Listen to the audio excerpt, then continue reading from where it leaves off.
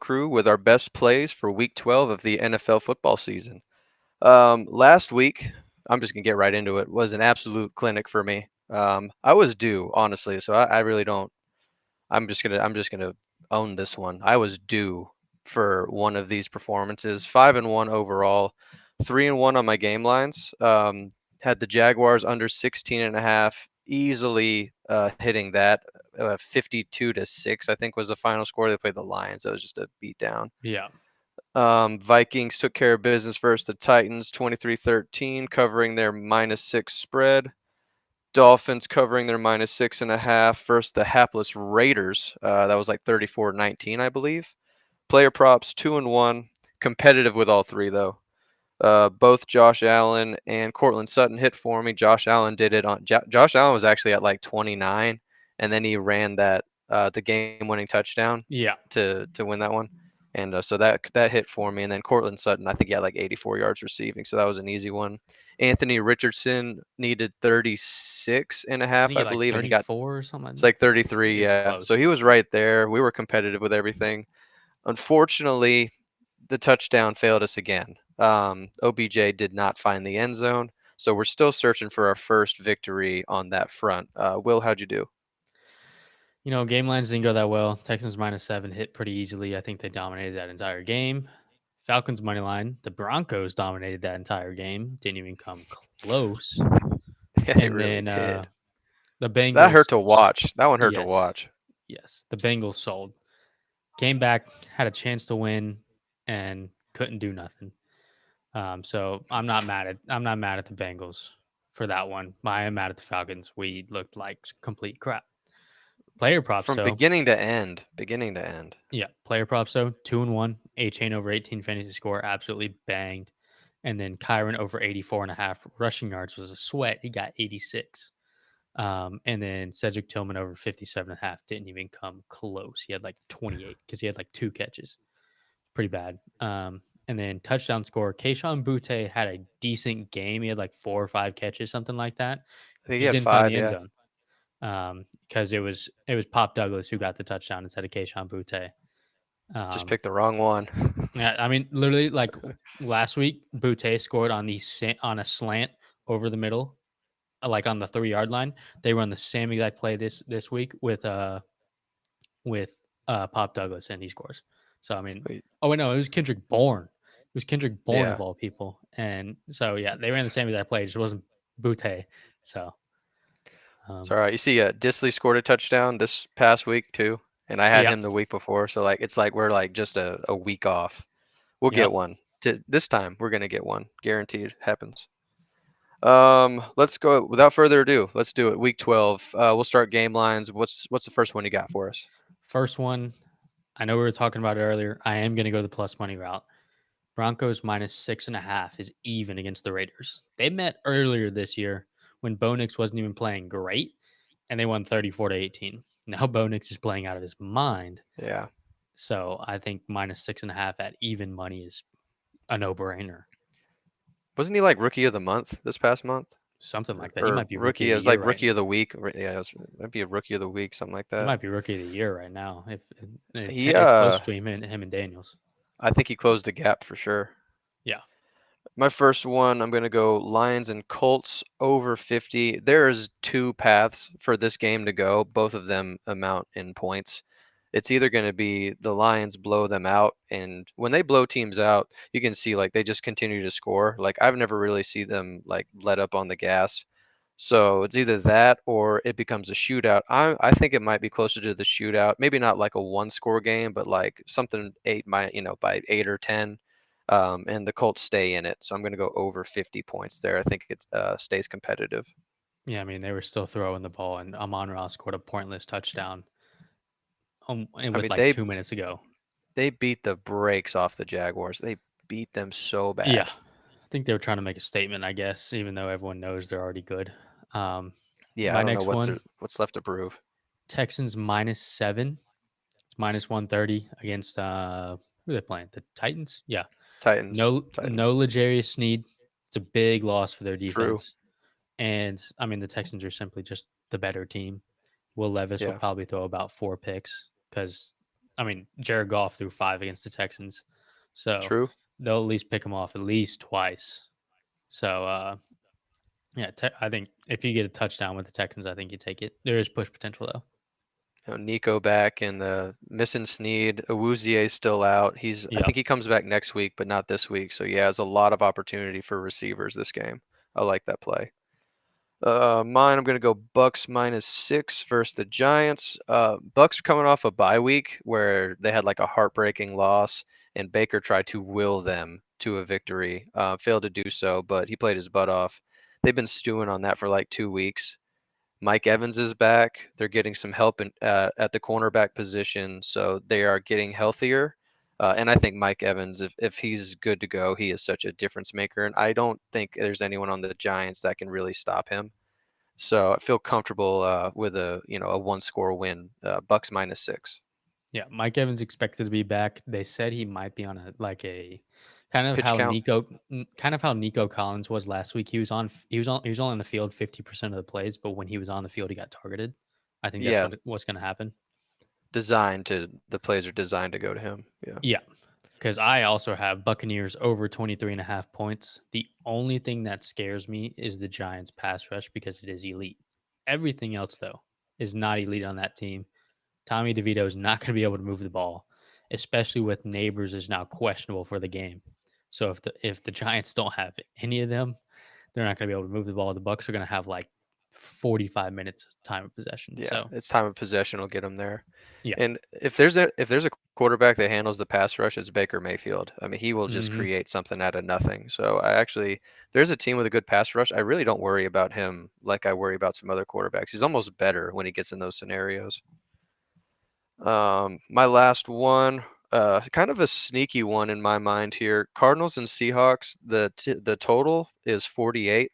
Supposed to be rain in the forecast. Both defenses have been playing better, especially the Cardinals. I think the last 4 weeks, the Cardinals defense has really come into their own. I'm going to take the under 48 points. You normally don't take a lot of unders when you get NFC West teams playing each other. Those games tend to be shootouts, but I think we're going to, with the weather and how they've been playing defensively, I think it's going to be a lower scoring game. So under 48. Let's slide over to player props. What's your first one? going back to that Texans Titans game, no L'Jarius Sneed, obviously. Nico Collins over 15 fantasy score. I wanted to either go like receiving yards or something like that, but I feel like fantasy score gives him two ways to get it. I could see him going 8 for 70 and he hits it there, or I could see him going. I mean, I could see him going 10 for 100 and a touchdown too, as well, which hits both. Yeah, But I mean, if he goes 5 for 50 and scores a touchdown, then he hits as well. So I think there's just two ways to hit it. So that's why I went 15 fantasy score. I like that. All quarterbacks for me from here on out for the rest of this video. First one, Jared Goff, passing totals at 247 and a half. With the type of game I think he's going to get into against the Colts, I think he's going to have to throw more. The Colts also have this inability to cover anything over the middle of the field, and that is where the Lions love to throw the ball, whether it's setting up Jameson on a route or just letting Amon Ra find space in the middle. That is like their go-to when it comes to the passing game. I think there's going to be so many opportunities for him to throw for a lot of passing yards, over 247 and a half. Like that. Brian Robinson over 69.5 rush yards is my next play. I think, I mean, the Dallas Cowboys defense is horrible. You're able to run on them so much. I don't think Jaden Daniels is going to be asked to do anything. They're literally just going to hand the ball off to him. And we've seen that Eckler doesn't get a ton of rushes when they're passing the ball. He's in there, but whenever I see Brian Robinson getting like 20 plus carries potentially, and As long as at his that leg's point, good, yeah. yeah, at that Yeah. point, like if you get 20 plus carries, he's gonna get over 70 rushing yards, Yeah. and against a bad Cowboys defense. It's like 31st against the run, I'm pretty sure. Yeah, It may be 32nd. But yeah, they're bad against the run. I'm going to go another quarterback, Kyler Murray, kind of going in line with the game flow that I see happening. Rainy weather. I think both teams are going to run the ball. Kyler Murray's passing yards are a little high for me because he doesn't consistently get to that 200 number anyways. They kind of, depending on the day, decide how they're going to play their offense. 221.5 is the total. I don't think he quite gets there. He might eclipse 200, but I don't think he's going to get to 221.5 in this game against the Seahawks. So under for me. My next one, I thought it was pretty low. Um, Colts defense isn't great against the run. So, and David Montgomery's line was only at 55.5. I mean, he's the bruiser. Like he's gonna get his 10 to 15 carries. He might break one off, he might not, but he's gonna average probably like 5.5 yards a carry Yep. against a bad run defense. And he'll probably, I mean, Gibbs will obviously get some work as well, but I mean, anytime you can get a Lions running back that's supposed to be in a shootout at 55.5 rushing yards, who's the one who doesn't catch the passes, I'm gonna take it. Yep. I like that. Last one for me, Jalen Hurts. We're going to go over 217.5 pass yards. Kind of just watching game flow when they play quarterbacks that like to throw the ball. They get a little shootout happy. And if there's a way to beat the Rams, it's through the air anyways. They've got some deficiencies in the secondary. Got some decent pieces, but they will give up the big play. You know, lately you've been kind of like watching the Eagles and their run game. I think this is one of those games where the matchup says we need to throw against the Rams, and I think that's what Hurts is going to do. The weapons are healthy. I think he's got a good opportunity. Pretty low total, 217.5. I think he goes over that this weekend. Okay, moment of truth. We're both 0-5 on touchdown predictions. This is the It week. has to be soon. All right, so I'm thinking I've got a good one. You always have a good one. We seem to just be like a week off on our timing, but I We're think here. we're lining it up this time. This is it. What do you have? Who's You go scoring? first. Let's switch up the order. You Oh, go I first. I love this. I love this strategy. I'm going to go Baker Mayfield with a rushing touchdown. Okay, so it's a little specific. I didn't want to. The touchdown for throwing was like minus 240. We can't really do that. So, No, not but really. you just watch Baker and you talk about the pass rush, right? So there's opportunities for a scramble, maybe, if it's like a 19, 20-yard run, but there's also, they're great in the red zone. When they get down in there, they find a way to score. He will leave the pocket, he will run, he's going to get his yards, but I think this time he finds the end zone against a Giants team I know they're going to score against anyways. Yeah.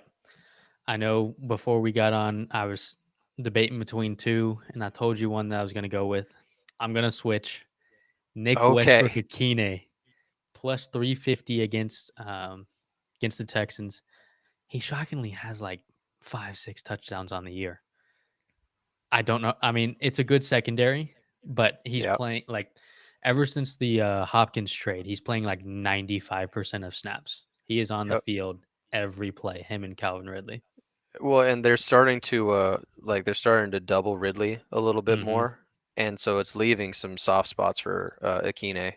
I mean, I So think I he had don't. like a 98-yard touchdown last week or something like that. Hmm. It was Yeah, very long. did you Yeah. see that the freaking whoever, I think it was a linebacker, honestly, for the Vikings, he just fell down. Yeah. He fell down trying to cover. It was someone blew it, and I think the linebacker was trying to just make up the ground. He fell, was backpedaling, fell over backwards, and he could pretty much jog all the way in for Yeah. that touchdown. That was a crazy one. Um, for the people, who was the other one that you switched from? Jalen McMillan. If he scores, I'm gonna be so upset. Me too. He's he, he's gonna be playing the slot against the Giants a lot more. He was getting targets before he got hurt last, I think like 2, 3 weeks ago. But he didn't have much production. He just got targets. Yeah, I don't know how many were red zone targets, but I know Westbrook Akine's track record, and he's been able to score like 5 touchdowns this year. So I'm gonna roll with it.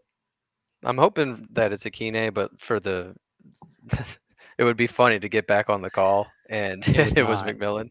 It was not. All right. Great job as always, Will. That is going to do it for today.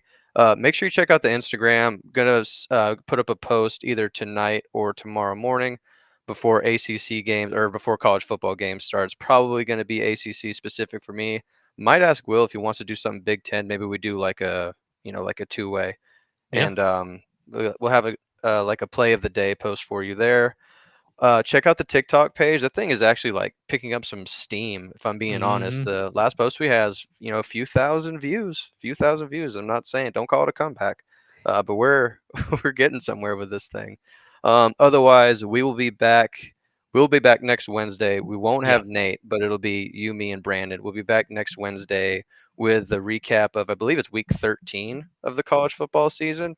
I didn't even Hmm. know we had 13 weeks anymore, but recap week 13, and we're going to preview the final weekend of the regular season before conference championships. So don't miss that. That's going to be next Wednesday. Otherwise, thank you for listening, and we'll see you guys next time. See y'all.